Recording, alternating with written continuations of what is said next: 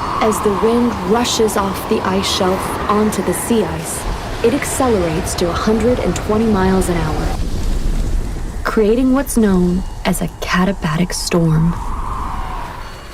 He must join 5,000 other fathers in a huddle.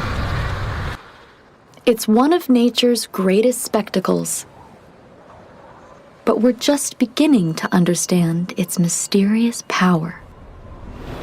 Each penguin's feathers act like insulation, trapping in a layer of warm air. If they press against each other, that warmth is lost. But if they stand just millimeters apart, the heat is shared between them. The middle can reach 99 degrees. The fathers move in waves. And they're not pushing to the center to keep themselves alive. They're shuffling away.